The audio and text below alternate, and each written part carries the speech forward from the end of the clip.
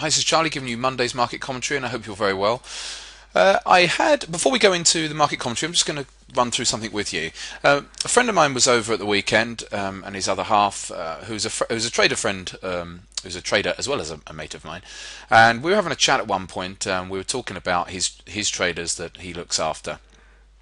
And he was saying about the fact that a lot of the time they trade very systematically, so to speak. So they follow strategies which where they do all their back testing on, and then they're supposed to just follow them through thick and thin. Well, so I say that, but what he's trying to do is encourage his traders, and there's two arguments for this, but he's trying to encourage his traders to use an element of discretion as well. So they may have a strategy which has an X% win rate and everything else, but what he said, the thing is, he said that when the win rate falls off, like all strategies can have a losing month. That's it. He was talking about his traders because most of the stuff they do is swing trading, and he said, and so if they have all of a sudden a losing month, he said the traders find it quite difficult because they may have had a couple of winning months, and then they go and obviously a strategy, and he has to explain to them that any strategy will go through a period of underperformance.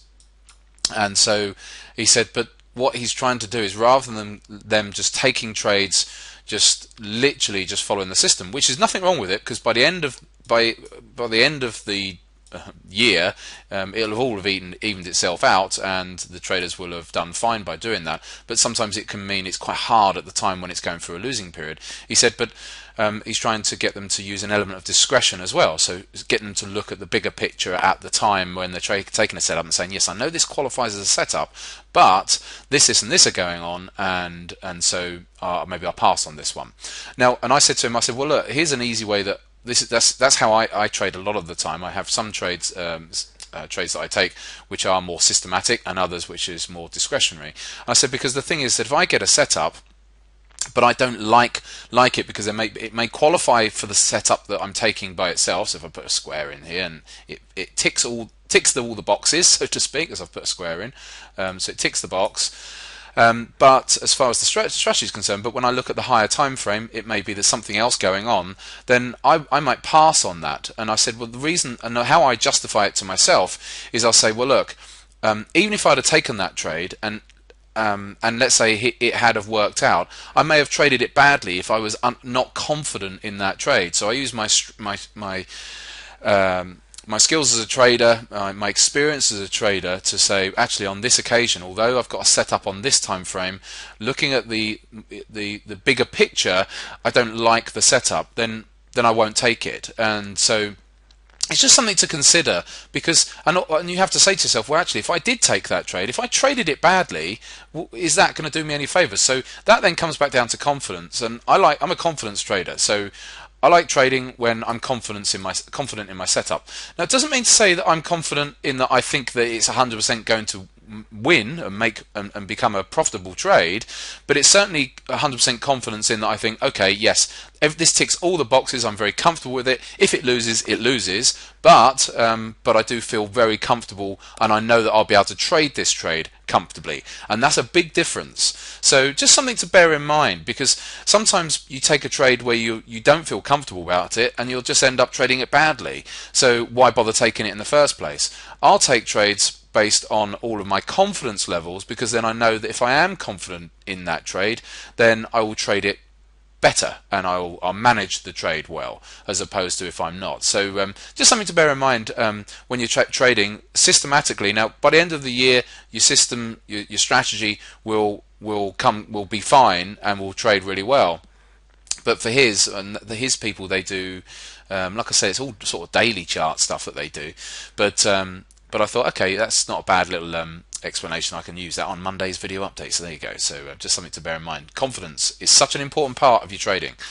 Right, okay, let's go and have a look at the market, shall we? On dollar yen at the moment. I think I said the other week I felt that the dollar yen on the daily basis could go to another new high.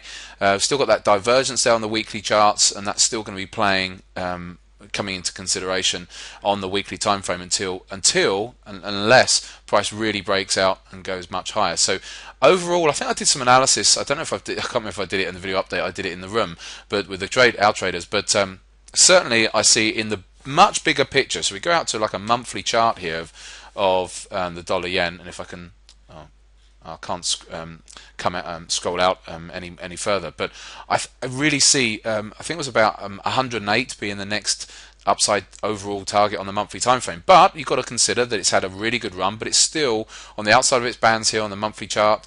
It's still very, very strong overall, and I do see the potential. Even if we pull back for a few months, I see that the dollar yen is going to be a great longer term trade. I don't know if now is the right time to do it at this stage. I would personally rather wait for a pullback, but certainly I can see $8 and probably much higher actually. But we're talking probably a year, 18 months, 2 years out. So I'm talking very, very long time frame stuff there. Sorry, let's just get this the zoom sorted out there. So that's something to bear in mind. I'm certainly going to be looking at that dollar yen. If it does pull back on that monthly basis, then at some point I'm going to be looking to buy into that, which would be a super long term trade, really, more likely to be a trade whereby I'll be looking to hold it for many, many months, if not a year or above. So that's something to bear in mind there for the dollar yen. It's not there yet. It's got a lot of work to do yet. I'd want it to pull back, and when I say pull back, it's going to pull back into probably the early 90s. Let's have a look again at that monthly chart again. Oh yeah, absolutely, back down to the early 90s probably. Well, it depends on how long it takes, early to mid, by the time it sorts itself out. But so plenty of work to do there, but we'll see. Let's go and have a quick look at the S&P before we go back into the currencies. Now the S&P's obviously pulled back. It's just pulled back to its daily 50 and bouncing off of that at the moment. And I think if I have a look at the futures this morning, I think they were still bouncing a little bit. Let's have a quick check. Yeah, they're sort of holding up at the moment. I still think that we've got to be very careful. We're still in an upwards trend. Yes, we've broken the trend channel now, but nothing too convincing just yet. It could just be coming up for a kiss goodbye move into that trend channel. So if I just draw that up a little bit more. So we can certainly keep our eye for that and see if it just tracks this a little bit and then breaks away. And if it does then break away, then we could then get a decent move down. But at the moment, I'm still being a little bit cautious because the trend's still up. We're still only just around, just tested the 50-day moving average at the moment. So I think it's very, very got to be careful, because otherwise you can jump on board on the short side a little bit too quick, a bit like a load of traders did over here. And I was warning at that point, don't get short too quickly, and then it shot up to another new high. So we'll just have to see. I'm just going to wait for a little bit more evidence there. Let's have a look at oil. Is there anything going on there? Oil is a short. It's a short into the bands actually, so it's a short up into that 90 zone on oil. And gold, obviously gold had a huge move down. So again, but again, it's bouncing off that monthly 50 I talked about, so it's just bouncing around that. So I said that was going to be support, so it's that, and that will continue to be support for a considerable amount of time. But it doesn't mean to say that there's not going to be day trade shorts on and things like that. So maybe up into these, no, the bands have already been tested, so I'm not entirely sure at the moment where we're going to be with gold. I think we need to wait and see how it's going to react around this monthly 50. Overall, probably going to come down again, but I could certainly see a bounce for a while. For a few weeks because of that monthly 50. And let's go back into the currencies. So pound dollar, as you know, I'm in a swing short on the pound dollar now, which we talked about on Friday's video update. So I am swing short the pound, but it's still early days at the moment. It's a daily chart here. I think that I can't do anything. I want to add to the position, but I can't add until it gets weaker. So my stop has been moved down marginally now. So my stop was at these highs from Friday.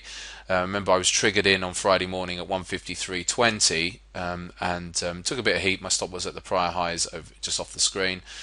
And so where was it? Yeah, over here, 80 or 79 it was, and we came up to what, 69 I think. So we got within 10 pips. Anyway, it rolled over, and so my stop, I've moved it down to 153.50. Let's have a look. I can't remember where I moved the stop down to. So I'm just looking off screen at the moment. I was at 153.60, so I can certainly move that down a little bit. So I'll probably move it down to about 153.40. So, but I'm still giving it plenty of slack at the moment. So, yeah, it's just a case of saying, okay, well, where are we gonna get ahead from here and what we're going to do. So just for the purpose of disclosure, there's the trade, remember, that was there. So this is going to be in here, and I said this is going to be in here for hopefully many weeks, for several weeks. If the trade goes in the direction I thought it was going to go, think it's going to go, then or hoping it's going to go, then you'll see this in my account every Friday when I'm doing the live trading. So we'll see about that. But for now, stops down a little bit. But I can't add to this. Going back to the daily charts, I cannot add until it comes down a bit, until I've at least got my stop to break even. So at the moment, I'm giving it plenty of wiggle room, and we'll just see. If it comes up, stops me out, so be it. Then that'll be the end of that. Right. But overall, I'd like cable to come down. Obviously, we've got a trend line I could draw across these lows, and so I'd like to see that broken, and I'd like to see these lows down here tested down into the 148s. So, and if we do, then I'll be looking to add to my positions as we come down. And euro dollar, I'm undecided on euro dollar, and not surprisingly, I'm undecided because look how tough this market's been here for the last couple of weeks or so. Very sideways, no real direction, making it very difficult to say where it wants to go. A week or so ago, I was thinking, okay, looks like we're going to be pushing up towards into the 134s zones, and I do think if we can break 132, then that's exactly what we're going to do here for the euro. So, but at the moment, it's just making it very difficult in the very short term. Anyway, I shall leave it at that. We're up to 11 minutes, so have a great few days. Kim will be back in touch on Wednesday.